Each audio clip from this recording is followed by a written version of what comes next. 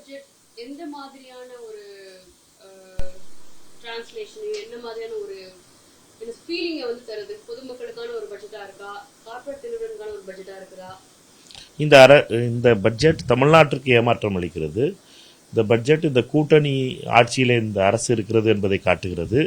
கூட்டணி கட்சிகளுக்காக அவர்களை மகிழ்விப்பதற்காக ஆந்திராவுக்கும் பீகாரையும் நம்பி இந்த அரசு இருக்கிறது என்பது தெரிகிறது. மோடி அவர்கள் ஆந்திராவையும் பீகாரையும் மகிழ்விப்பதற்காகவே இந்த பட்ஜெட்டை கொண்டு வந்ததை போல தெரிகிறது. இன்னொன்று மிக முக்கியமானது, இந்த பட்ஜெட்டில் காங்கிரஸ் கட்சியினுடைய தேர்தல் அறிக்கையிலே சொன்ன பல விஷயங்களை காப்பி அடித்திருக்கிறார்கள் என்பது மட்டும் மிக தெளிவாக தெரிகிறது. அது ஏஞ்சல் டேங்க்ஸாக இருக்கட்டும், அல்லது பாரத் ஜோடோ நியாய யாத்திராவில் வந்த அப்ரண்டிஸ்ஷிப்புக்காக 8,500 ரூபாய் படித்த இளைஞர்களுக்கு வருடத்திற்கு கொடுப்பதாக இருக்கட்டும், அதிலும் அவர்களுடைய கஞ்சத்தனம் அவர்களை விட்டு செல்லவில்லை. 8,500 ரூபாய் ராகுல் காந்தி அவர்கள் சொன்னார், நிர்மலா சீதாராமன் அவர்கள் 5,000 ரூபாய் கொடுப்பதாக மாதம் கொடுத்திருக்கிறார். இப்படி காப்பி அடிப்பதும் தமிழகத்தை வஞ்சிப்பதுமாக இந்த பட்ஜெட் அமைந்திருக்கிறது. இந்த கூட்டணியை அரசு கவிழ்ந்துவிடும் என்ற பயத்திலே கூட்டணிகளை மகிழ்விப்பதற்காக மட்டுமான பட்ஜெட்டாக பார்க்கப்படுகிறது. தமிழ்நாட்டினுடைய திட்டங்கள் மிக முக்கியமா வந்து சென்னை மெட்ரோவாக இருக்கட்டும், உள்ளிட்ட பல்வேறு நிதி ஒதுக்கீடு திட்டங்கள் வந்து இன்னும் நிலுவையில தான் இருக்கு. எந்த ஒரு ஒப்புதலையும் மத்திய அரசு வழங்கல. நிதி ஒதுக்குறோம் அப்படின்ற ஒரு கருத்தையும் அவங்க சொல்லல. அது மட்டும் அல்லாமல் ஏற்கனவே அறிவிக்கப்பட்ட பல்வேறு மத்திய அரசுடைய திட்டங்கள், வெள்ள நிவாரணம் குறிப்பா இது 36,000 கோடி வரைக்கும் தமிழ்நாடு அரசு கேட்டிருக்கு. அதற்கான எந்த ஒரு அறிவிப்புகளோ இல்லை. ஏன்னா பல்வேறு மாநிலங்கள, உத்தராகண்ட் உள்ளிட்ட மாநிலங்கள டிசாஸ்டர் ரிலீஃப் அப்படின்ற ஒரு ஃபண்ட் எல்லாம் அனௌன்ஸ் பண்றாங்க. பட் சதர்ன் ஸ்டேட்ல குறிப்பா தமிழகத்திற்கு அது இல்ல. அது ஏன் அப்படின்னு ஒரு வஞ்சிக்கும் மனநிலையோடு மத்திய அரசு செயல்படுதா? தொடர்ந்து பாஜக, அதுவும் குறிப்பாக டெல்லி பாஜக தமிழகத்தை வஞ்சிக்கிறது, மோடி பாஜக வஞ்சிக்கிறது. இதில் திரு அண்ணாமலை போன்றவர்கள் ஏன் மௌனம் காக்கிறார்கள்? ஏன் தமிழகத்திற்கு நடக்கின்ற இந்த வன்மத்தையும் இந்த மாற்றான்தான் மனப்பான்மையையும் எதிர்த்து கேட்க மனமில்லாமல் அண்ணாமலை போன்றவர்கள் இருக்கிறார்கள் என்பதுதான் மிகவும் ஆச்சரியத்துக்குரிய விஷயமாக இருக்கிறது.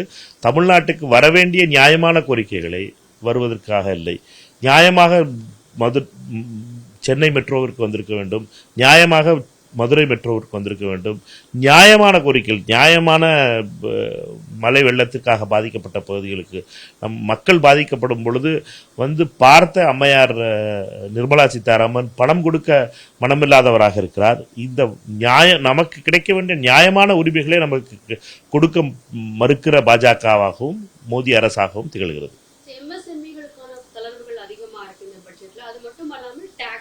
இன்கம் டாக்ஸ் அப்படின்ற ஒரு வரம்புல வந்து சற்று மாற்றத்தை வந்து புது ரெஜிம்ல வந்து இவங்க இப்போ புதுசா சொல்லியிருக்காங்க. இதனால எந்த மாதிரியான பயன்கள் இருக்கும்? இல்லைன்னா இது வந்து ஒரு ஏமாற்று வேலையா? இது வெறும் வாயிலை வடைச்சுருகின்ற வேலை. அதுவும் சேலரிடு பீப்புளை, மாத சம்பளம் வாங்குகின்றவர்களை ஏமாற்றுகின்ற வேலை. பார்ப்பதற்கு பெரிதாக இருக்கின்ற பொழுதும் சாமானியமாக ஒரு மாதம் இவ்வளவு விலைவாசியோடு மாத பட்ஜெட்டை நடத்தி கொண்டிருக்கின்ற குடும்பங்களை ஏமாற்றுகின்ற இந்த பணி, இதில் நிர்மலா சீதாராமன் அவர்கள் தொடர்ந்து இந்த வாயிலை வடைச்சுகின்றதை மட்டும் விடுவதே இல்லை. ஒவ்வொரு பட்ஜெட்டிலும் இப்படி செய்து இவரை பொறுத்த மட்டிலே குறிப்பிட்ட விதத்திலே மாத சம்பளம் வாங்குகின்றவர்களை ஏமாற்றுகின்ற இந்த பாவம் இவர்களை சும்மா விடாது. மிகவும் எதிர்பார்க்கப்பட்ட ஒரு துறை வந்து ரயில்வே துறை. அடிக்கடி கடுமையான பல்வேறு ரயில் விபத்துகள், ஒரு வாரத்திற்குள்ளே ஒரு 4 ரயில் விபத்துகள் சமீபத்தில் நடந்திருக்கு. அந்த விவகாரத்துல இவங்க ரயில்வே துறையை ஒரு கண்டினியூஸா வந்து மத்திய அரசு புறம் தள்ளிட்டு வருதா? ரயில்வே பட்ஜெட் எடுத்ததனுடைய விளைவாக, இது ஜெனரல் பட்ஜெட்டோடு இணைத்ததனுடைய விளைவாக மிகப்பெரிய அளவில் ரயில்வே திட்டங்களை பற்றியும் ரயில்வேவுடைய அறிவிப்புகள் பற்றியும் பொதுவாக தெரியாத ஒரு நிலை உருவாகியிருக்கிறது. உண்மையான பிரச்சனைகளை பற்றி பேசுவதற்கும் நேரமில்லாதனுடைய விளைவாக இந்த பட்ஜெட் என்பது ஏறக்குறைய 90 நிமிடம் அம்மையார் படித்தார்கள். அவரை பொறுத்த மட்டும் அவருடைய இதில் ரயில்வேக்கு என்று ஒரு பெரிய பேச்சு எதுவும் இல்லை. பட்ஜெட்டுடைய அறிக்கையை பார்க்க வேண்டும். பட்ஜெட்டை பொறுத்த மட்டும் ரயில்வேக்கு குறிப்பாக தமிழகத்திற்கு வரவேண்டிய நியாயமான உரிமைகளை தந்திருக்கிறார்களா என்பதை பார்க்க வேண்டும். எப்பொழுதுமே அவர்கள் வரவேண்டிய நியாயமான உரிமைகளை தருவதில்லை. குறிப்பாக மதுரை, அருப்புக்கோட்டை, தூத்துக்குடி திட்டம் கைவிடப்பட்டிருந்தது கடந்த முறை. இந்த முறை அதற்கு ஏதாவது பணம் கொடுத்திருக்கிறார்களா, ஏதாவது திட்டத்திற்கு இவர்கள் சொன்னதை செய்திருக்கிறார்களா என்பதை பார்க்க வேண்டியிருக்கிறது. தமிழகத்தை பொறுத்த மட்டும் ரயில்வே திட்டங்களில் இவர்கள் தமிழகத்திற்கு நியாயமான கிடைக்க வேண்டிய உரிமையை கொடுக்காதது மிகவும் வருத்தத்துக்குரிய விஷயமாக இருக்கு.